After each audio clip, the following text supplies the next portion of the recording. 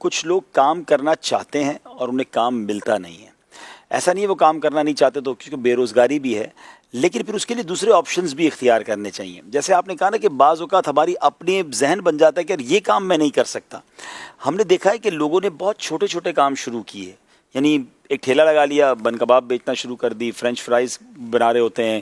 یہ چھوٹا سا کام کیا تھوڑے سے سرمایہ میں، نوکری نہیں مل رہی تھی اور وہ ایجوکیٹڈ بھی تھے، سوشل میڈیا پہ ایسے کلپ بھی آتے ہیں، اور پھر آہستہ آہستہ آہستہ ایسی ترقی ہو جاتی ہے کہ کل وہ دکاندار ہو جاتے ہیں، کل وہ پھر ان کے سٹورز بننا شروع ہو جاتے ہیں.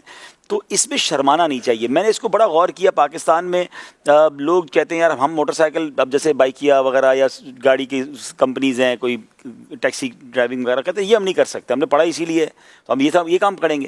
میں آپ کو بتاؤں، میں ایک بار کئی ملکوں میں گیا تو میں وہاں جب ملتا ہوں نا لوگوں سے، تو لوگ بڑا فخر سے بتاتے ہیں آپ کیا کرتے ہیں. میں ٹیکسی کرتا ہوں. ٹیکسی چلا. آپ کیا کرتے ہیں؟ میں ریسٹورینٹ میں کام کرتا ہوں. مطلب یا تو برتن دھو رہے ہوں گے یا، لیکن اس میں کوئی شرم نہیں. اور شرم ہے پیٹرول وغیرہ، شرم کس بات کی ہے؟ مطلب کوئی ناجائز کام، بس شرم تو وہ کرے جو حرام کام کر رہا ہو. آپ جب اگر ایک جائز کام کر رہے ہیں تو مجھے یہ لگتا ہے کہ یہ بات ہم یہاں فخر سے کیوں نہیں بتا سکتے.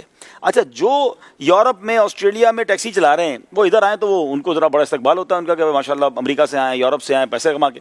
اور یہاں اگر کوئی بندہ ٹیکسی ڈرائیور ہو تو اس کو لوگ پتہ نہیں کس نگاہ سے دیکھتے ہیں. تو پہلے تو ہمیں یہ والی جو ہے نا شرم اڑانی ہوگی. روایتوں میں آتا ہے کہ جو حلال کمانے کے لیے ذلت کی جگہ پر کھڑا ہو اس کے گناہ ایسے گرتے ہیں جیسے خزاں میں درختوں کے پتے گرتے ہیں. واہ واہ واہ. تو اب کس بات کی ذلت ہے؟ حرام تو نہیں کر رہے نا. اچھا، وہی والی بات مفتی صاحب والی بات کہ مانگنے کے لیے تیار ہیں. مانگنے سے بڑی ذلت کیا ہے؟ اس کی بجائے آپ کچھ کام کریں. آپ بہت تھوڑے پیسوں سے بھی کچھ کام اسٹارٹ کر سکتے ہیں. محنت ہوگی، ایمانداری ہوگی، اچھی نیت ہوگی، اللہ پاک نے برکت ڈال دینی ہے. آپ آگے تو بڑھیں. لیکن یہ کہ بالکل فارغ بالکل نہیں رہنا چاہیے. کچھ لوگوں کو بوجھ ہوتے ہیں، والد کام کر رہے ہیں تو سارے ہی بچے فارغ ہیں، ایک بھائی کام کر رہا ہے باقی سارے فارغ ہیں. بالخصوص میں ان کی نمائندگی کروں جو بیرون ملک میں ہیں، کیونکہ داستانیں بہت ہیں کہ ایک بھائی باہر چلا گیا تو باقی بھائیوں نے کام نہیں کرنا ہے. اب انہوں نے جناب یہاں پر صرف موٹر سائیکل ہی چلانی ہے. انہوں نے بھائی کو فون کر کے صرف فرمائشیں ہی کرنی ہے کہ بھائی جان وہ موٹر سائیکل پرانی ہو گئی، وہ نہیں دلا دو، نیا موبائل آیا ہوا ہے نیا. وہ بیچارہ وہاں پر راتیں جاگ کے اور دھکے کھا کے کام کر رہا ہے اور یہاں والے صرف فرمائشی پروگرام چلا رہے ہیں. تو یہ بھی نہیں ہونا چاہیے. اگر ایک بھائی کا کام کما بھی رہا ہے تو باقی سب بھی کام کریں. اور کام سے جو ہے نا آپ کی زندگی میں بہت کچھ آپ آگے بھی بڑھتے ہیں، سیکھنے کو بھی ملتا ہے. بلکہ ہمارے یہاں تو کاروباری لوگوں کو ہم نے دیکھا کہ وہ بڑے کاروباری لوگ اپنے بچے کو کسی جگہ پر پہلے جاب پہ لگاتے ہیں.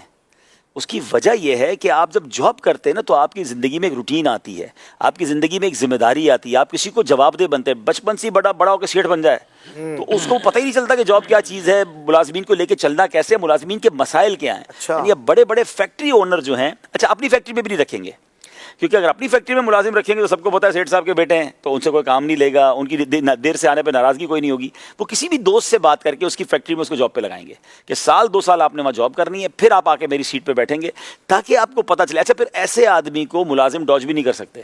ملازم جو ہے اس پہ بہانہ بھی نہیں لگا سکتے. اس کو سب پتہ ہے ملازم میں کیا مسائل ہوتے ہیں، کیا چیزیں ہوتی ہیں، اور خود اس کی زندگی بھی ایک روٹین میں آ جاتی ہے. تو بے شک اگر آپ کے گھر میں کوئی کمانے والا ہے بھی اور آپ کو لگتا ہے کہ اس کمائی کے بعد ہمیں حاجت نہیں ہے، تو پھر بھی کچھ نہ کچھ اپنے ہاتھ سے کام کرنا چاہیے. اپنے پاس اپنی آپ کی کوشش، مدینہ شریف کے پیسے جمع کر کے مدینہ شریف چلے جائے بھائی. اگر اور کسی کام کے لیے نہیں چاہیے تھوڑا کام کریں، اور اگر نہیں کام کرنا تو پھر کم از کم علم دین سیکھیں.